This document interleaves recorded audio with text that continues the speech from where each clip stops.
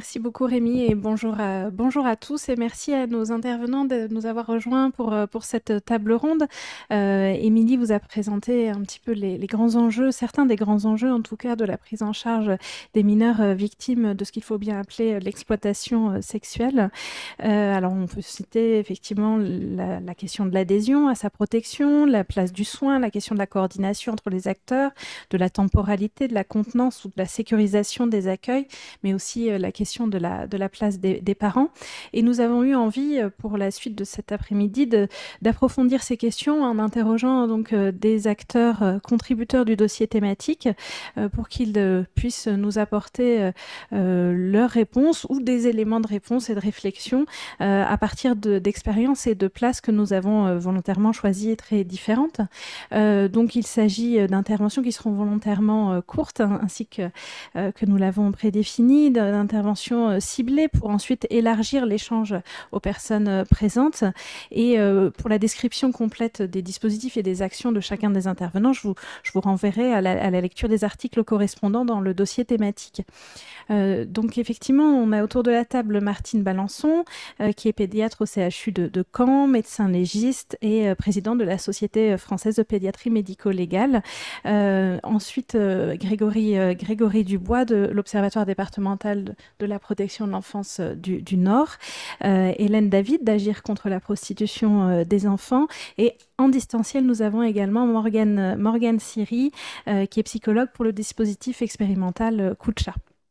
Et je présente voilà, les excuses de Madame Léa Messina, pour laquelle je dirai quelques mots tout à l'heure, ainsi qu'elle m'y a autorisé, puisqu'elle a eu un empêchement de dernière minute, mais comme elle figure au programme, je la cite pour que personne ne soit surpris. Donc nous allons tout d'abord commencer par Martine Balançon. Donc je l'ai dit, hein, de votre place donc, de pédiatre, de médecin légiste, et puis de partie prenante sur le sujet, hein, puisque vous avez aussi participé au groupe de travail interministériel sur la prostitution des mineurs. On a envie de vous poser une question déjà pour commencer large. Hein. Peut-on vraiment parler de besoins spécifiques finalement pour ces mineurs victimes de prostitution? Et si oui, quels sont-ils et comment y répondre? Merci beaucoup. Merci à tous pour l'organisation de cette table ronde qui permet de prendre la parole sur un sujet passionnant et aussi un peu difficile pour le pédiatre que je suis. En fait, moi, je suis praticien effectivement de terrain.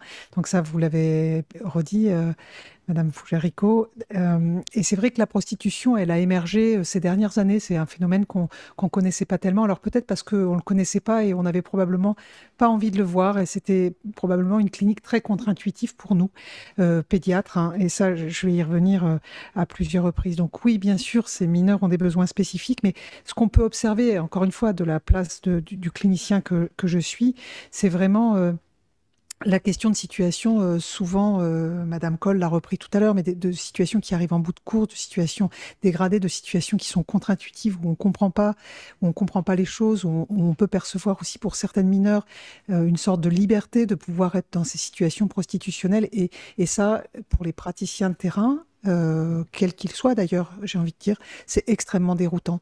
Extrêmement déroutant parce qu'en fait, au départ, en santé, alors qu'on sait que c'est des enfants qui ont des besoins très importants en santé du fait de leur suivi souvent dégradé et du fait de leurs besoins spécifiques, parce qu'avec un suivi prolongé en protection de l'enfance, bien souvent, on s'aperçoit que ces besoins en santé ne sont pas comblés. Et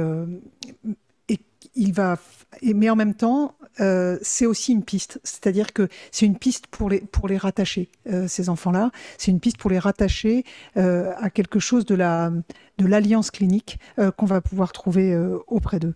Donc, ces situations en clinique pédiatrique, elles nous mettent à l'épreuve. Elles nous mettent à l'épreuve du déni, ça je l'ai dit. Elles nous mettent à l'épreuve de l'action aussi, parce que ces enfants qui ont des situations très dégradées, on va vouloir en prendre soin. Ça, c'est notre travail, en fait. On est docteur, on va vouloir en prendre soin. Mais en fait, elles sont tellement dégradées que c'est « attrape-moi si tu peux ». Et donc, on va être aussi mis à mal dans la temporalité de la demande. C'est-à-dire que c'est des demandes souvent qui émergent de façon très très brutal et auquel il va falloir répondre de façon très rapide.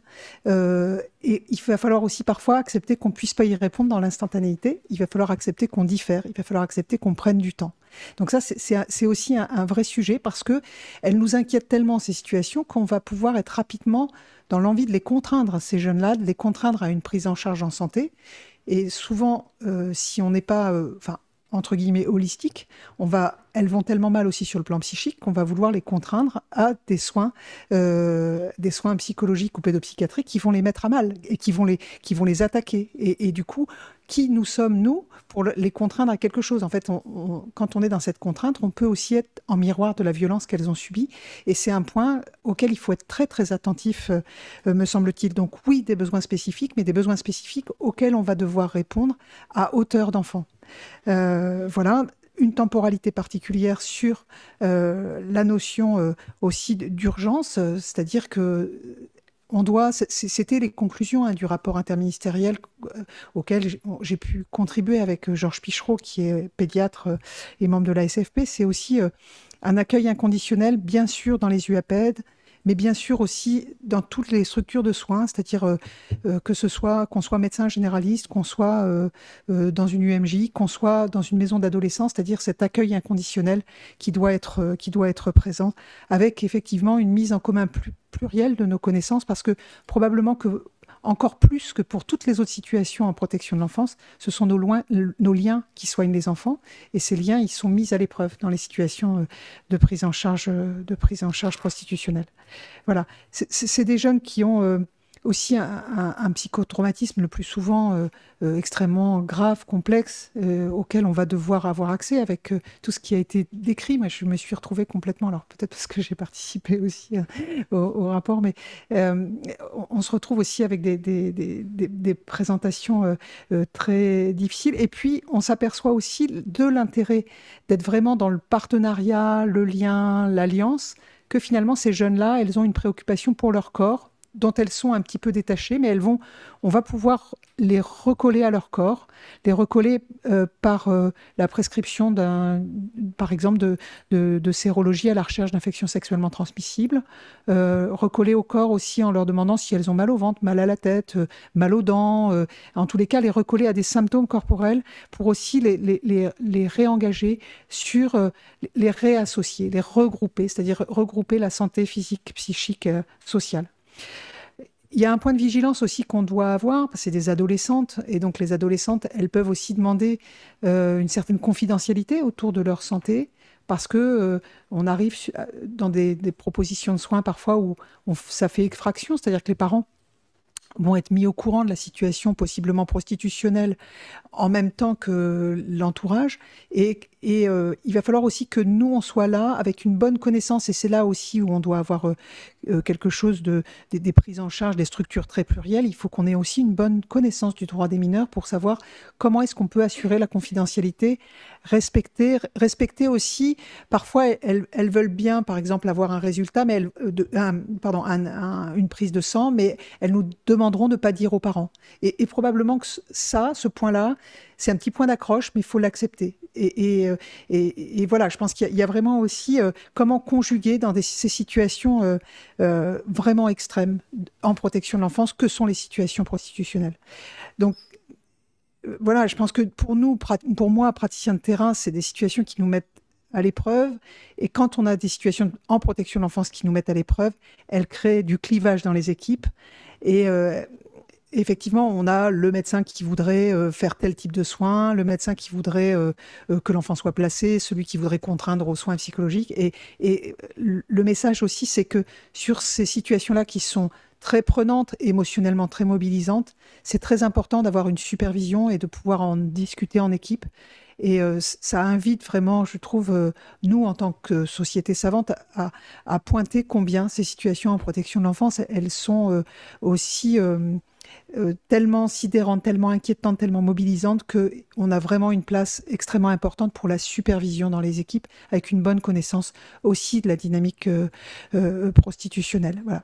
L'idée, c'est vraiment que ces jeunes, elles redeviennent sujets de soins, sujets de prise en charge, de prendre soin, après avoir été objets de faits de nature sexuelle et commis sur elles et objetisés par leur proxénète, par exemple. Mais c'est comment on reconvoque l'enfance et l'adolescence au travers de ces prises en charge. C'est un peu ce dont je peux témoigner dans l'activité qui est la mienne et les travaux que j'ai pu mener.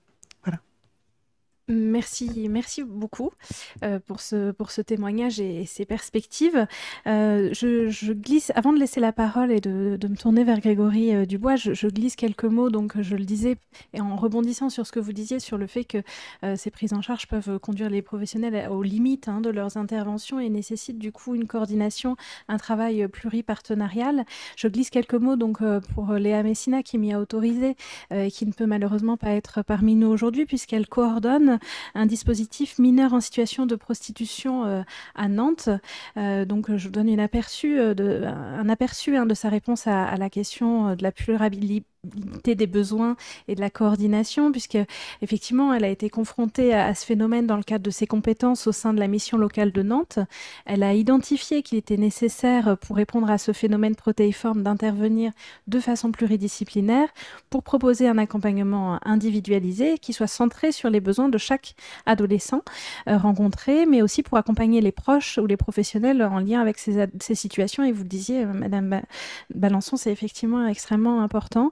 Ce qui a été créé à partir de ces constats, c'est le dispositif mineur en situation de prostitution donc à Nantes qui a vu le jour. Et donc cette action est coordonnée par la mission locale, mais ça regroupe en fait les compétences d'une grosse dizaine d'institutions, compétences assez variées. Et puisque les institutions et les professionnels membres de ce consortium disposent chacun d'une ou de plusieurs compétences intéressantes à mobiliser dans les situations de prostitution de mineurs, dans les domaines de la santé somatique et psychique, comme on vient de l'évoquer, mais aussi en addictologie, pour le soutien dans les procédures judiciaires également, quand celles-ci sont portées au pénal, etc. Donc, différents segments finalement des besoins des mineurs qui peuvent être mis en lien à travers ce dispositif de coordination. Et donc, un tel dispositif permet de faire émerger des préconisations d'intervention qui s'adaptent à la situation de chaque mineur. Pour atteindre ces objectifs, le dispositif, bien sûr, travaille en partenariat avec les acteurs du domaine judiciaire, les parquets du territoire de Loire-Atlantique, dans une dynamique de signalement, mais aussi en collaboration très étroite avec la CRIP pour favoriser notamment la compréhension des situations des mineurs et la mise en place concrète d'actions de protection. Alors justement, très concrètement, il est mis à disposition un numéro unique qui est mis à disposition des personnes concernées, mais aussi des professionnels, des proches et des familles qui peuvent évoquer une préoccupation pour une mineure victime de prostitution. Et lorsqu'il y a un appel à ce numéro, l'intervenant établit d'abord une forme de pré-diagnostic. D'ailleurs, un questionnaire a été construit pour ne rien négliger afin de recueillir à ce moment-là le plus d'informations possibles sur la situation. Et puis, il y a un contact qui est pris avec la CRIP dès que l'identité du jeune est connue pour partager bien sûr les éléments d'information existants, un contact avec le parquet également. Et ensuite intervient un diagnostic opérationnel qui est plus poussé, à chaque fois que c'est possible, d'ailleurs en rencontrant bien sûr la personne rencontrée, pour déboucher donc sur la mise en œuvre d'un plan d'accompagnement qui mobilise les acteurs du consortium et qui pourra être réajusté au fur et à mesure bien sûr du déroulement. Ça permet donc un accompagnement personnalisé en fonction des besoins du jeune et en fonction de ce qu'il peut accepter à l'instant T aussi, puisque la temporalité est une autre dimension à aborder, puisqu'on n'est pas toujours prêt à aborder les mêmes contacts au même moment, les mêmes institutions au même moment. La question des soins et des objectifs d'insertion intervient à des moments différents dans les parcours de ces jeunes. Bien sûr, ensuite, comme je le disais, la situation est suivie, l'avancée de la situation est régulièrement suivie. La CRIP informée à échéance régulière, c'est une garantie qu'il y a une évaluation régulière de la gravité du danger et d'un réajustement également des actions mises en place. Alors c'est un dispositif qui est intéressant puisque au fil de son expérience, il a pu développer ses partenariats petit à petit. On voit que ça s'étend en fonction pour répondre toujours aux besoins dont on s'aperçoit qu'ils sont ceux des mineurs victimes d'exploitation sexuelle. Alors il y a des liens très étroits bien sûr avec la protection de l'enfance puisque 80% des situations relèvent de la protection de l'enfance, 80% des situations qui ont pu être soumises à ce dispositif, mais aussi des liens étroits avec le soin, tel que ça a été évoqué par le docteur Balançon. Des liens avec le soin sont très importants dans ce partenariat, avec les UAPN notamment, le CHU de Nantes et le dispositif Santé protégée avait aussi pu constituer un point d'appui. Donc, ce qui est intéressant aussi de noter, c'est que ce dialogue pluripartenarial a pu déboucher sur la mise en œuvre d'une procédure de retour de fugue. On en a parlé un petit peu tout à l'heure, une procédure de retour de fugue entre les différentes institutions, quelque chose de l'ordre d'une entente, d'une coordination des différentes institutions. Et puis, bien sûr, ça a débouché aussi sur des actions de sensibilisation, de formation de professionnels qui a pu prendre appui sur ce dispositif. Et voilà, Léa Messina nous signalait que plus de 150 situations de prostitution avérée avaient été prises en charge en 3 ans dans ce dispositif. Donc, pour plus de détails, et comme malheureusement elle ne peut pas être présente aujourd'hui, je vous renvoie à la lecture du dossier thématique, mais il me paraissait intéressant de parler à travers cette expérience de la coordination des acteurs et d'une expérience originale de coordination des acteurs, toujours dans l'optique d'être au plus près des besoins des jeunes victimes et de ce qu'elles peuvent accepter en termes de prise en charge. Voilà, je vais enchaîner et poser la question donc maintenant à Grégory Dubois. Donc vous avez coordonné tous ces travaux pour le Conseil départemental du Nord et en tant que responsable de l'Observatoire départemental de la protection de l'enfance et auteur d'une enquête sur le sujet dans le département. Vous êtes aussi contributeur au DT, donc là aussi on peut renvoyer à la lecture du département et on a envie de vous demander, donc effectivement vous avez fait ce travail de diagnostic et dans quelle mesure, quels enseignements vous avez pu en tirer et puis finalement, comment vous l'avez traduit en termes de réponse pour la prise en charge dans le Nord? Voilà. Oui, merci. Oui, on a fait ce travail de diagnostic il y a presque 2 ans déjà, c'était au début de l'année 2021, et cette enquête a permis plusieurs choses, a mis en lumière différents éléments, notamment déjà l'importance du phénomène dans le département du Nord, alors qui est un département très peuplé, mais on a eu plus de 150 retours dans cette enquête, donc qui correspondent à autant de situations d'enfants victimes, mais on estime que le chiffre réel est bien au-delà des 150, parce qu'en plus on a eu des retours qui ne concernaient que de la prostitution de rue, et pas du tout de la prostitution qui s'opérait sur Internet. Et puis, au fil du temps, et surtout en parlant de cette enquête, en diffusant l'information, on s'est rendu compte aussi qu'on a été de plus en plus sollicité et fortement sollicité par des professionnels des maisons d'enfants ou des professionnels de notre collectivité départementale qui étaient confrontés à ces situations de manière bien plus importante que quelques années auparavant. Et on a vu aussi dans le département arriver des dossiers thématiques dans la presse qui parlaient du phénomène, qui relataient l'expérience de ces enfants, des impacts sur les habitants et des nouveaux quartiers qui étaient concernés par la prostitution des mineurs, chose qui n'était pas visible auparavant. Donc une importance du phénomène et puis aussi une grande difficulté pour les professionnels de l'aide sociale à l'enfance ou des secteurs habilités, des secteurs associatifs, d'accompagner ces enfants qui ne demandent pas beaucoup d'aide, qui sont très ambivalents dans leurs demandes, et même de leur part, surtout, ça se voyait surtout fin 2021, début 2022, une sidération assez importante liée au sujet même, sidération face aux sommes d'argent engagées qui font parfois tourner les têtes notamment des jeunes, mais aussi des professionnels, surtout que les jeunes n'hésitent pas à les mettre en avant à certains moments, et sidération face à la crudité des propos, à la sordidité des situations que ces jeunes de 12, 13, 14 ans vivaient parfois. Et puis, cette enquête nous a permis, et surtout, c'était d'ailleurs le premier objectif, de recueillir des informations sur le profil de ces enfants.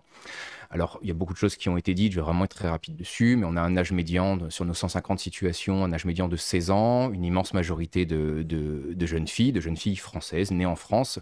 La prostitution étrangère, nigériane notamment dans le département du Nord, ayant plutôt échappé au périmètre de l'enquête, parce que ce sont des jeunes qui sont très difficiles à rencontrer. Pour beaucoup de ces jeunes, un suivi à l'aide sociale à l'enfance, 70% des 150, avec à peu près 40% d'entre eux qui avaient une mesure d'hébergement. Et puis un parcours de ces jeunes qui est marqué par les violences, les négligences. On a vraiment un quart d'entre eux sont victimes de violences sexuelles ou l'ont été, quasiment la moitié de violences physiques et pour plus de 60% d'entre elles de négligence. Et ces jeunes ont une grande ambivalence vis-à-vis des conduites prostitutionnelles, où d'ailleurs la balance avantage-inconvénient n'est nettement pas en faveur d'un arrêt des conduites prostitutionnelles, surtout pour les plus jeunes d'entre elles, où elles mettent en avant beaucoup de bénéfices. Ça change un peu avec l'âge. On a plus d'inconvénients qui sont rapportés par les jeunes après 16 ans, en fait, beaucoup moins quand elles ont 13 ou 14 ans. Et une ambivalence d'ailleurs qui est peut-être aussi intrinsèque au traumatisme qu'ils ont vécu, aux violences qu'ils ont vécues, avec une envie de se rapprocher des adultes, un fort besoin d'attention, d'affection, d'investissement et en même temps une méfiance vis-à-vis des adultes. Tous ces éléments donc, ont pu être discutés avec l'ensemble de nos partenaires et sont traduits par différents axes de travail qu'on a mis en place sur différents mois. Premièrement, et pour répondre notamment aux difficultés des professionnels, on a mis en place des formations qui sont réalisées par des associations qui sont du Nord et qui accompagnent depuis longtemps des mineurs victimes de prostitution. Alors chez nous, ça va être Entracte en mode mineur, La Boussole notamment, qui sont des associations spécialisées. Et ces formations, on les finance sur un mode interinstitutionnel, c'est-à-dire qu'elles vont regrouper différents professionnels d'un même territoire. On choisit aussi la proximité d'un même territoire pour renforcer les réseaux et la coopération dans l'accompagnement des mineurs.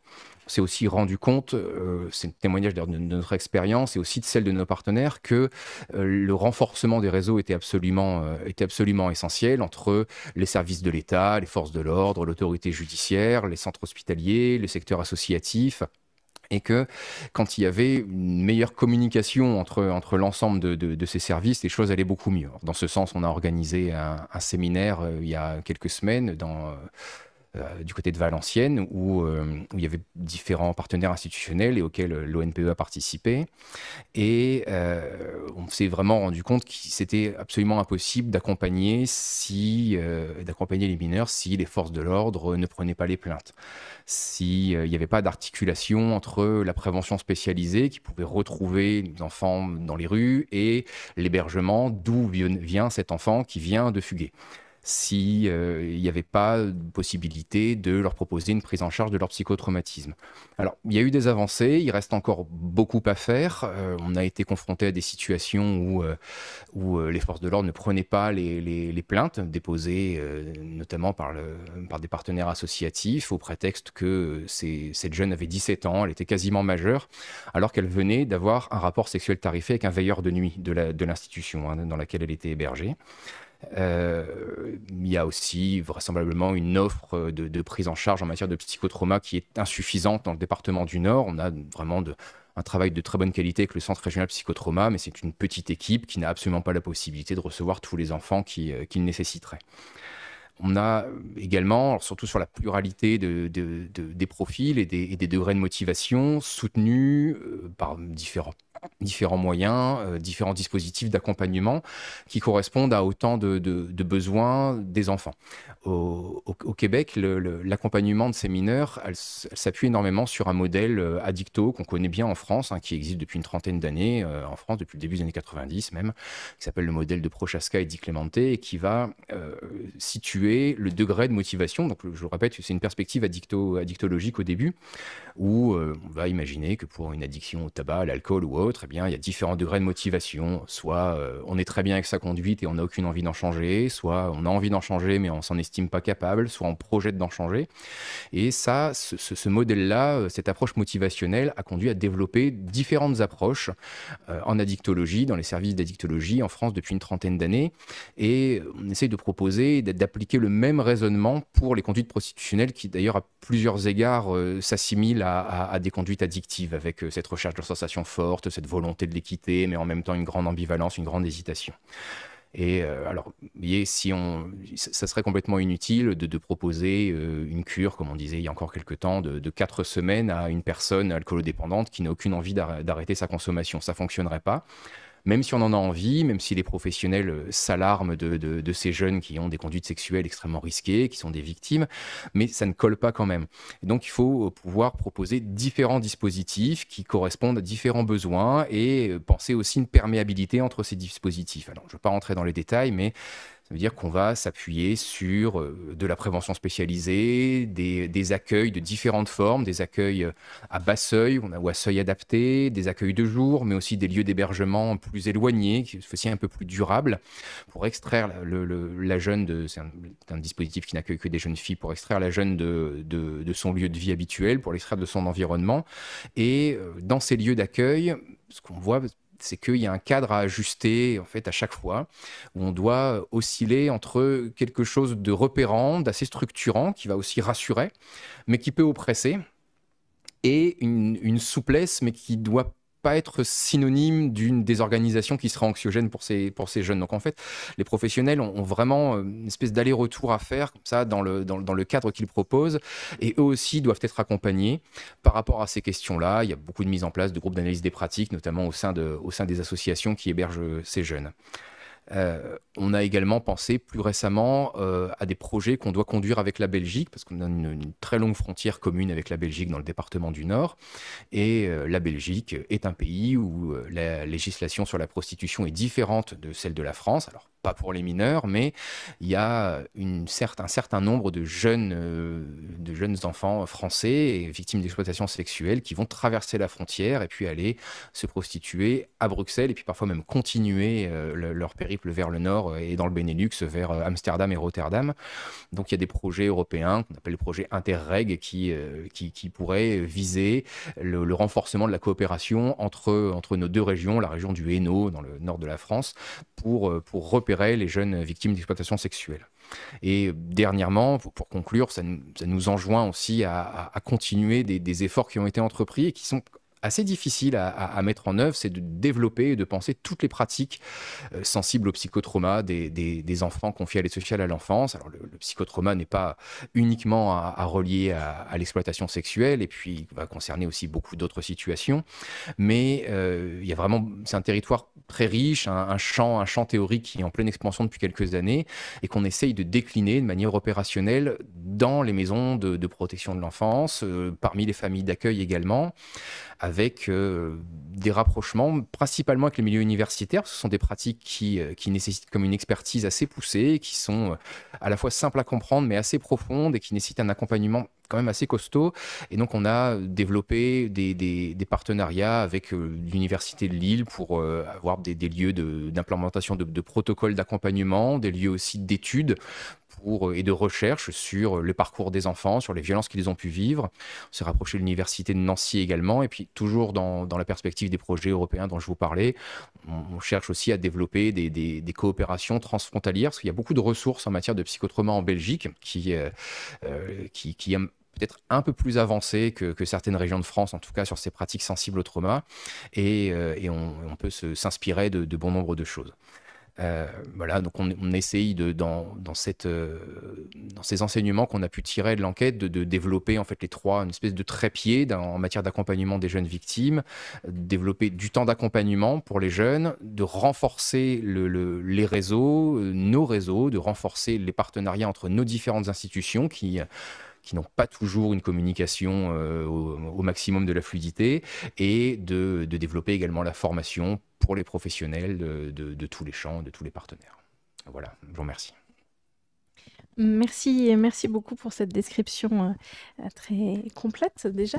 Je vais me tourner vers Hélène David, puisque vous intervenez déjà dans le cadre de consultations à la demande des personnes intéressées, mais aussi de leur entourage depuis plusieurs années sur cette thématique.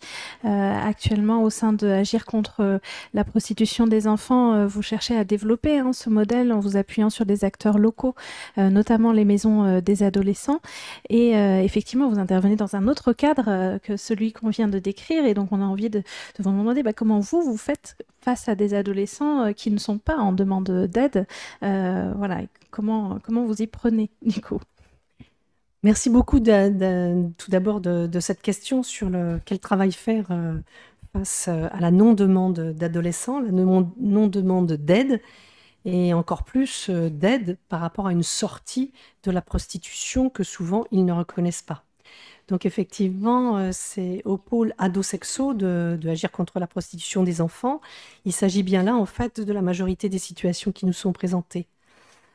Ces situations, elles nous sont quand même présentées, je fais cette parenthèse, à 60% par la protection de l'enfance quand même, et puis 7% de la PJJ. Après, c'est divers et varié, avec une montée quand même aussi de l'éducation nationale, mais encore finalement quand même assez timide pour l'instant, mais ça monte. Vous dites effectivement que donc, nous avons ouvert des espaces ados-sexo avec cette appellation justement pour essayer de ne pas effrayer les jeunes, pour qu'ils puissent venir dès lors qu'ils n'ont pas de demande et que des professionnels puissent nous les amener au motif de. Enfin voilà, on essaye de trouver toutes les portes et les fenêtres possibles pour finalement créer ce lien dont Madame Cole parlait tout à l'heure, qui est essentiel évidemment pour commencer un travail. Ces espaces-là, effectivement, on en a à peu près 13 en Île-de-France, et puis avec les partenaires en province, en région, donc des maisons des ados, mais aussi des services départementaux de l'aide sociale à l'enfance ou des structures ASE, même une PJJ, on essaye effectivement de proposer une méthode de compagnonnage, non seulement une formation théorique, mais surtout un compagnonnage pendant 1 an, 2 ans, 3 ans s'il le faut, pour que tout ce qui a fait aujourd'hui le cœur de notre approche et de notre expertise puisse effectivement être transféré le plus rapidement possible, puisque l'étendue de ce phénomène, malheureusement, va très vite. Et avec les Jeux Olympiques, évidemment, on peut craindre que ce ne soit encore une montée, une propagation encore plus intense. Donc, pour qu'il y ait demande, il faut évidemment que le jeune ait une capacité cognitive aussi qui soit en rapport avec ce qui est demandé. Et c'est vrai que je ferai une toute petite parenthèse sur cette capacité cognitive, même si je n'ai pas trop le temps de développer. Mais si vous voulez, on voit bien que les demandes, comme vous le disiez, Monsieur Desbois, c'est après 16 ans. Moi, je dirais même que c'est après 17, voire 18, 19, qu'on a une réelle demande. Parfois, nous avons des jeunes de 15 ans qui peuvent passer la porte. J'en ai eu une cette semaine, la porte de la maman. Ça fait 6 mois qu'elle est en fugue. Et elle dit, je vais arrêter mes bêtises, ça y est, je veux stopper. Sauf qu'elle revient avec un œil au beurre noir, et on peut comprendre que le déclic qui a fait que là, aujourd'hui, maintenant, tout de suite, elle a une demande, c'est la souffrance très, très concrète. Et si vous voulez, plus ils sont petits, plus ils ont besoin de choses concrètes. Et souvent, on va avoir, nous, une discussion avec eux sur des choses qui sont abstraites. Par exemple, le consentement, c'est une notion totalement abstraite. Et donc, pour aider le jeune à savoir dire non à une personne qui semble très séduisante, qui semble très sympathique, qui donne de l'importance, il faut absolument passer par des petits exercices très concrets, des mises en situation concrètes. Et donc, si vous voulez, cette histoire de l'âge et de la capacité à réaliser, eh bien, effectivement, c'est une des choses qu'on a intégrées dans l'approche qu'on propose.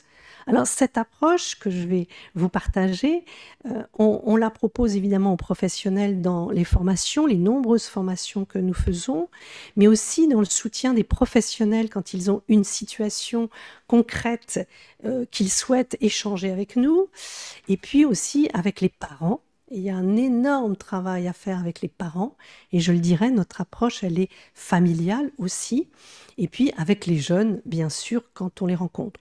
On rencontre et on accompagne à peu près 1/3 des situations qui nous sont présentées. Ça veut dire que les 2 autres tiers, c'est une énorme action d'aide et de soutien aux professionnels de terrain qui connaissent le jeune et qui le suivent, dès lors que ce n'est pas la peine de rajouter un intervenant de plus, mais on va être là en soutien le temps qu'il faut pour avancer. Donc, cette approche, et M. Desbois a parlé aussi de l'approche qu'il y a dans le Nord, aussi sur le modèle de ce qui se passe en addictologie, eh bien, nous, c'est effectivement la même chose, puisque j'ai eu la chance de travailler pendant plusieurs décennies auprès d'adolescents ayant beaucoup de conduites à risque et beaucoup de problématiques et de symptômes tels que la consommation de produits. Donc, de quoi s'agit-il? Eh bien, on reprend un peu quelques bonnes pratiques, effectivement, auprès de ces adolescents-là. Pas la peine de réinventer toujours quelque chose. Et notamment, c'est ce qu'on appelle l'intervention précoce. L'intervention précoce en addictologie, c'est effectivement entre l'aller vers, hein, on va là où le jeune est, puisque lui ne vient pas vers nous, c'est de la prévention. Et puis, ça peut aller évidemment dans un accompagnement jusqu'au début du soin, début de la prise en charge éducative ou la poursuite de l'accompagnement éducatif pour amener le plus vite possible vers le droit commun. Ce plus vite possible, parfois il peut prendre plusieurs années, malheureusement, parce que effectivement, plus jeunes ils vont avoir été confrontés à ces psychotraumatismes en amont de la prostitution, mais dès lors qu'il y a prostitution, il y a un amoncellement de psychotraumatismes, il va y avoir effectivement quand même beaucoup d'années de suivi qui vont être nécessaires. Récemment, j'étais auprès d'un procureur qui avait invité des enquêteurs et un médecin des UMJ, et ce médecin disait, pour véritablement pouvoir évaluer les dommages et intérêts qu'il faudrait demander pour une personne qui a été avec des multiples psychotraumas, il nous faudrait au moins 7 années pour pouvoir effectivement évaluer toutes les conséquences, puisque toutes n'apparaissent pas immédiatement.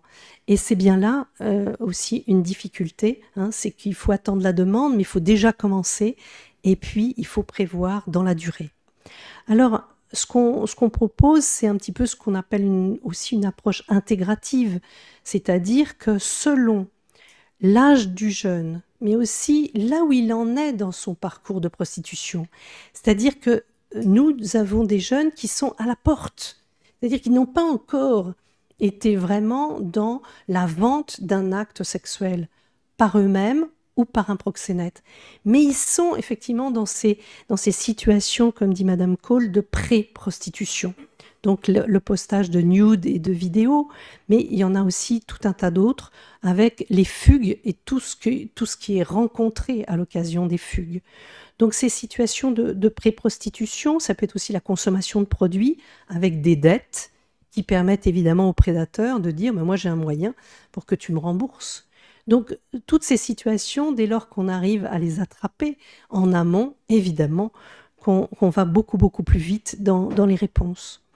Et puis, ça va effectivement dépendre aussi du niveau de fragilité, on en a parlé, du niveau aussi d'emprise qu'il y a déjà ou non dans l'entourage, évidemment par des proxénètes, mais aussi l'addiction et tout un tas d'autres phénomènes qui contribuent à cette emprise. Alors, pour aller assez vite, vous dire, et évidemment on pourrait développer plus, mais cette approche, elle est tout d'abord motivationnelle. C'est-à-dire que s'il n'y a pas de demande, il faut aller la chercher. Et ce ne sont pas les reproches, et ce ne sont pas les jugements de valeur, en tous les cas, ce que le jeune prend pour un jugement de valeur. Par exemple, le mot prostituée, ils disent pas ça dans les cours des collèges, hein, mais plutôt pute ou BDH, comme ils disent, bandeuse d'hommes, c'est sûr que ces mots-là, c'est une étiquette où la jeune n'a pas du tout l'idée que les autres vont dire « t'es une victime et il faut te protéger ». Mais plutôt, t'es la coupable, c'est toi qui vis quelque chose qui est sale, qui est vraiment abject. Donc dès lors qu'on utilise des mots, effectivement, il faut se placer aussi du côté du jeune avec quelle représentation il a derrière ces mots-là. Donc elle est motivationnelle, elle est familiale. Dans l'addictologie, dans les consultations jeunes consommateurs, on ne reçoit pas les mineurs sans un travail avec les parents. C'est vrai que des fois, ce n'est pas possible, mais alors on va travailler avec les représentants de ces parents, et puis on va quand même travailler sur ce qui s'est passé et le relationnel aux parents. Donc un gros travail auprès des parents qui est nécessaire. Et puis la troisième chose, c'est qu'elle est expérientielle. Ça veut dire quoi? J'ai dit que pour les plus jeunes, on est vraiment convaincu qu'il faut du concret. Pour être entendu, pour faire bouger des lignes et entrer dans un rapport, un duel verbal, il faut absolument passer par des mises en situation et par des jeux.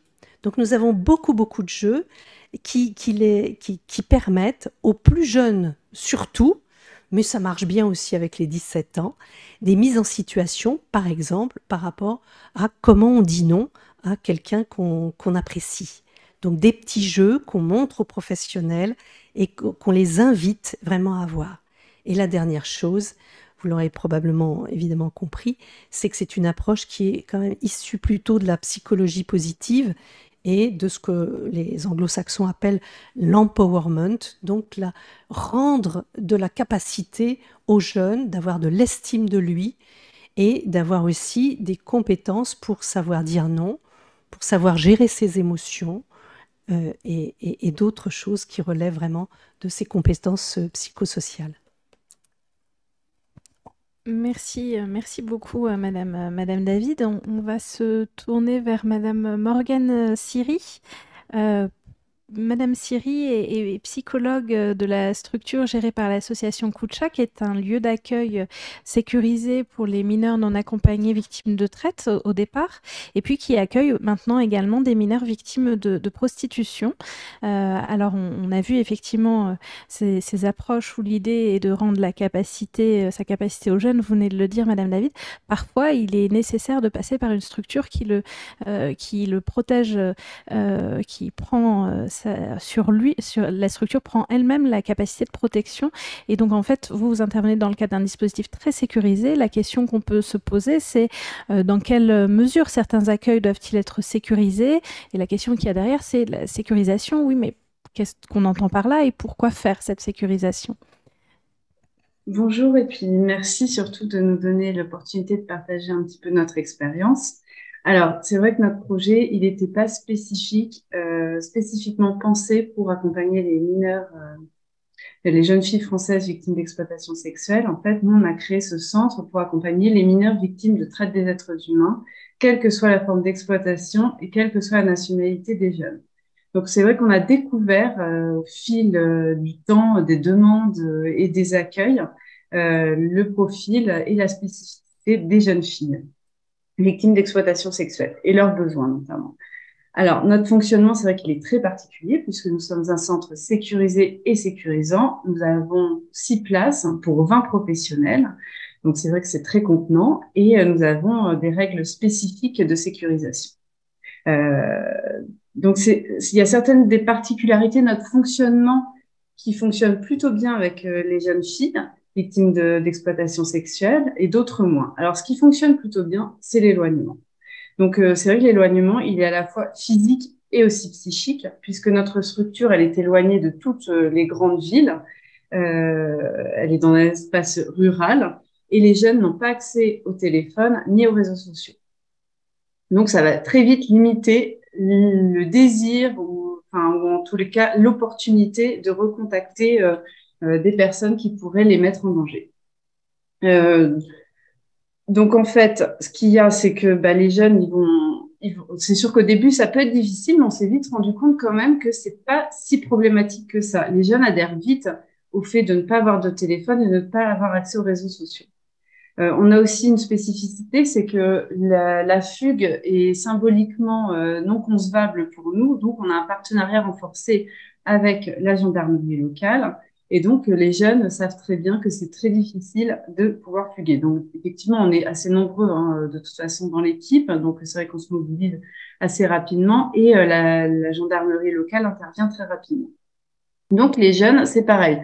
Ils se transmettent un peu le message avec les nouveaux qui arrivent. Les anciens transmettent aux nouveaux qu'en fait, c'est difficile de fuguer, que de toute façon, dans les 10 minutes, il y a la gendarmerie qui arrive. Et donc, finalement, entre l'éloignement physique et psychique et l'impossibilité ou la quasi-impossibilité de fuguer, les jeunes, ça va leur donner l'opportunité de se poser, de réfléchir à leur prise en charge et de se donner l'opportunité de cette prise en charge. Alors, ça fonctionne pas forcément à tous les coups, bien sûr. Mais en tous les cas, pour certains jeunes, ça leur donne cet espace-là, cette possibilité-là, sans être sollicité par l'extérieur. Alors, c'est vrai qu'en fait, là, en 1 an et demi, on a eu 21 jeunes accueillis et on n'a eu que 2 fugues qui ont réussi. Donc, ce qui marche plutôt bien, en tous les cas, par rapport au risque de fugue. Bon, alors, c'est sûr qu'on a aussi des difficultés qui sont évidentes et qui ont été nommées auparavant par plusieurs d'entre vous. C'est la place du psychotrauma et des problématiques psychiatriques. Donc, on sait que les jeunes filles qu'on va accueillir, la plupart, elles sont recrutées parce qu'elles sont des cibles idéales aussi pour les réseaux. Et beaucoup d'entre elles ont en fait un parcours antérieur déjà fait de rupture, d'abandon, de traumatisme et de différents placements en structures de protection de l'enfance. Et voire certaines ont des problématiques pédopsychiatriques sous-jacentes. Donc c'est vrai qu'au niveau de la résilience, leurs facteurs de résilience sont vraiment amoindris, ce qui complexifie vraiment l'accueil et notre accompagnement in situ. Donc, en fait, on constate, par exemple, par rapport aux autres jeunes qu'on accompagne, je vais prendre par exemple l'exemple des jeunes de la communauté Rome qui sont victimes d'exploitation. En fait, ils sont exploités parce qu'ils appartiennent à un groupe spécifique et non en raison de leur vulnérabilité individuelle. Ça va vraiment être une grande différence dans l'accompagnement qu'on peut faire. Donc, la place du psychotrauma au quotidien, c'est très complexe pour les équipes et on se rend compte qu'il y a beaucoup de professionnels qui ne sont pas formés à l'accompagnement du psychotrauma, notamment au niveau éducatif. On va avoir pas mal de réviniscence, de dissociation ou de recherche de dissociation aussi. Et donc, ça va vraiment mettre en difficulté les équipes et ça va aussi emmener des clivages dans l'équipe et des difficultés institutionnelles. Et les jeunes filles, en plus, ont souvent honte de ces symptômes-là, des symptômes du psychotrauma. On a aussi un grand nombre de ces jeunes filles qui ont besoin de soins en pédopsychiatrie, et on sait que la pédopsychiatrie est en grande souffrance au niveau national, mais au niveau de notre territoire également. Et ces jeunes filles ne viennent pas du territoire dont on dépend. Donc, quand elles ont besoin d'un suivi, c'est très compliqué, puisque déjà les services de pédopsychiatrie sont débordés. Donc, ça va être très compliqué de pouvoir instaurer un suivi pour des OPP qui courent sur 6 mois, par exemple. Le lien avec les parents aussi, qui est parfois très important pour ces jeunes. Et nous, on est souvent loin de leur famille. Donc, les droits de visite sont extrêmement difficiles à mettre en place, ce qui va venir complexifier aussi l'accompagnement. Et la question de l'après prise en charge de notre structure, puisqu'on se rend compte qu'il y a besoin de beaucoup de soins au quotidien. Et il y a des leviers de sortie qui diffèrent de certains jeunes, enfin entre jeunes, on va dire. On voit très bien, on a par exemple accueilli une jeune fille pour qui notre accompagnement n'était pas du tout adapté. Elle avait besoin de plus. Enfin, elle, on va dire que ses leviers étaient plus axés sur l'insertion et donc elle avait besoin aussi de ses allers-retours finalement dans l'exploitation sexuelle pour réussir à trouver une motivation supplémentaire pour en sortir réellement. Voilà, donc nous, on est un peu limité, c'est vrai, par rapport à certains profils. Voilà. Merci beaucoup, Madame Siri. Effectivement, ça fait écho à d'autres dispositifs que nous avons vus dans le dossier, qui sont dans le dossier thématique et qui montrent aussi à la fois les limites de ces dispositifs très contenants et sécurisants, et à la fois aussi qu'il y a parfois des possibilités de faire adhérer à ces dispositifs, comme vous nous l'avez très bien expliqué, et que certaines jeunes filles s'en trouvent bien. Voilà.